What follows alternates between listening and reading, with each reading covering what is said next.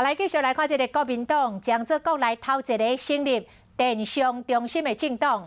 国民党已经8年的老店，今仔日伫个内的平台来开幕，贩卖各种的文创的商品，收入的一半要当做是青年培育的基金。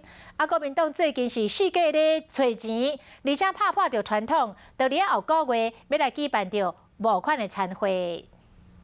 把帽子做得更利落一点，更短板一点。国民党宣布成立电商中心，马到穿着有国旗和 ROC 的 T 恤、帽仔，党内以及主管嘛开始做推销员。 要舒压，对，趴一下。那像这样的一个抱枕呢，都非常好。我再强调一次，这些都是限量，这个订完了就没有。结合中国国民党 KNT 官方笑号卖各种文创甲限量商品，除了增加收入，嘛想要和少年人交流。